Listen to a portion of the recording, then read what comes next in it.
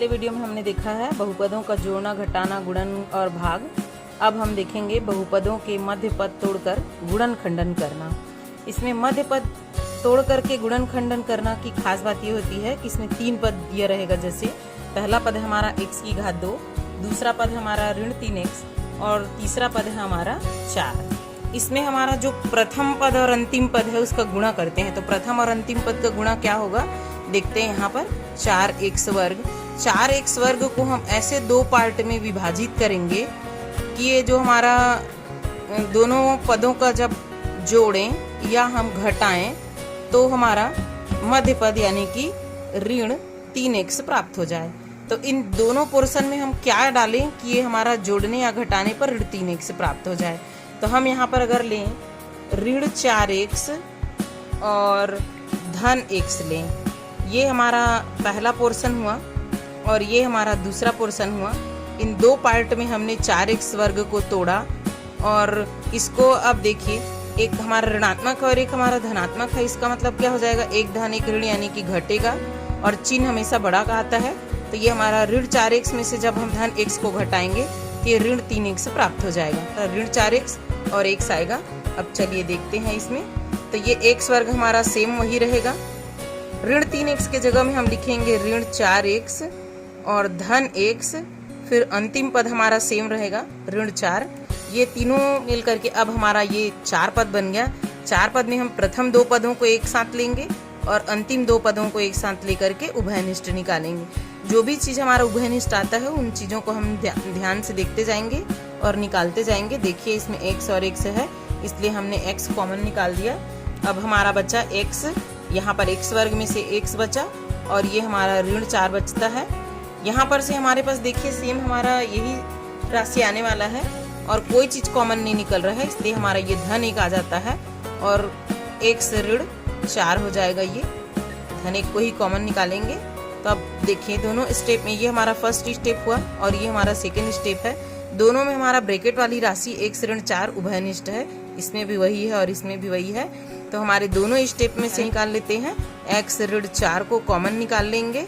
तो अब देखिए प्रथम पद में हमारा x ऋण 4 निकल जाने के बाद क्या बचता है x, और दूसरे पद में हमारा x ऋण 4 निकाल जाने के बाद x धन 1 प्राप्त हुआ। अब ये हमारा दोनों प्राप्त हो गया। यही हमारी राशि x ऋण 4 और x धन 1, ये हमारा गुणनखंड प्राप्त हो जाता है। चलिए अब इसका अगला प्रश्न देखते हैं। t की घात 2 ऋण 4t और ऋण 21, ये हमारा नेक्स्ट क्वेश्चन है। इसको भी हम मध्य पद से तोड़ करके बनाएंगे। इसमें हमारा प्रथम पद है t वर्ग और दूसरा पद है ऋण 21। तो इन दोनों का गुणा करेंगे तो हमारा आ जाता है ऋण 21t वर्ग। अब इस ऋण 21t वर्ग को 2 भाग में हमको बांटना है कि ये हमारा मध्य पद के बराबर आ जाए। मध्य पद है हमारा 4t, ऋण 4t। तो ये हम इसको जब गुणा करके देखते हैं कोई दोनों संख्या का, तो 21t की घात 2 आना चाहिए और उस दोनों संख्या को घटाने या जोड़ने पर हमारा ऋण 4t आना चाहिए। तो हम इसको देखते हैं। अगर ये हम ऋण 7t और धन 3t अगर ले लें तो एक धन एक ऋण यानी कि ऋण हो जाएगा। तो ऋण आ जाएगा 7 या 21 और t इंटू टी यानी कि t का वर्ग आ जाएगा। और जब हम 7t में से 3t को घटा देंगे तो हमारा ऋण 4t आ जाएगा और जो हमारा मध्य पद रहेगा। तो हम इस मध्य पद के बदले में देखिए t की घात 2 और ऋण 7t और धन 3t और ऋण 21 लिख सकते हैं। ये ऋण 4t के बदले में हमने ऋण 7t और धन 3t लिख दिया। अब इसमें प्रथम 2 पद को और अंतिम 2 पद को हम ले लेते हैं। उसमें से उभयनिष्ठ निकालेंगे तो हमारा दोनों में से t उभयनिष्ठ है तो ये निकल जाता है। यहाँ पर एक t बचता है और यहाँ पर बचा ऋण 7। देखिए इसमें हमारा 3 है और ये भी 3 से विभाजित संख्या है। तो इसमें हम धन 3 को अगर हम कॉमन निकाल लें तो ये भी हमारा 3 निकल चुका तो t बचा और ये हमारा ऋण 7 बचेगा। ठीक है, तो ये उभयनिष्ठ हमारा t ऋण 7 है तो इसलिए हम t ऋण 7 को उभयनिष्ठ ले लेते हैं। सेकेंड पोर्शन में हमारा बचेगा ये t और धन 3। तो हमारा इसका गुणनखंड प्राप्त हो जाता है t ऋण 7 और t प्लस 3। ये हमारा आंसर हो जाएगा। चलिए अब हम एक अंडर रूट वाला भी प्रश्न देख लेते हैं।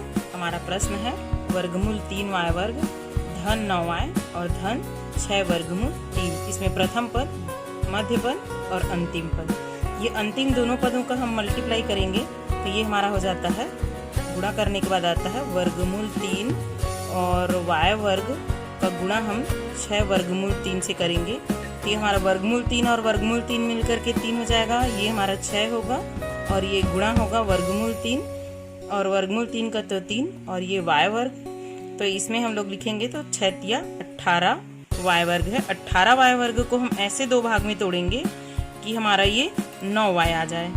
तो हम इसको लेंगे 6y और 3y के रूप में।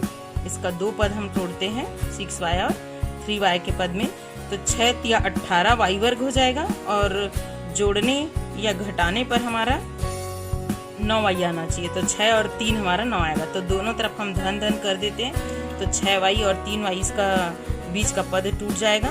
तो अब चलिए देखते हैं इसको आगे कैसे लिखें। ये हमारा वर्गमूल 3y वर्ग वैसी रहेगा और इस 9y के जगह में हम लिख सकते हैं धन 6y और धन 3y और धन 6 वर्गमूल 3।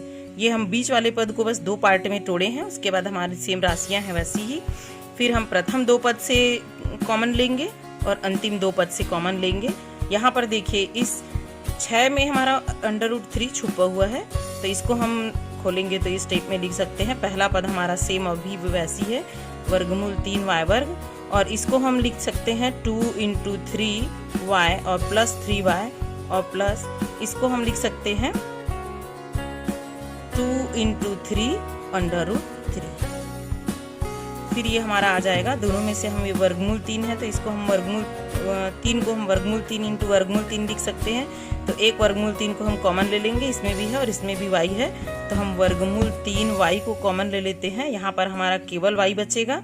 यहाँ पर हमारा बचा धन 2 और एक वर्गमूल 3 यहाँ पर बचा हुआ है, एक वर्गमूल 3 हमारा बाहर निकला है तो ये हमारा वर्गमूल 3y बचा।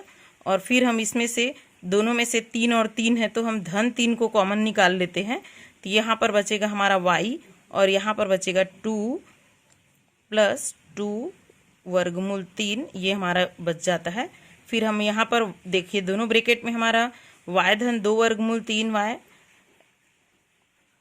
और ये हमारा y धन 2 वर्गमूल 3 और y धन 2 वर्गमूल 3 हमारा बचा है।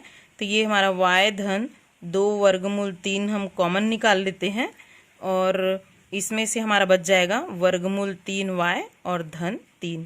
ये हमारा आंसर हो गया।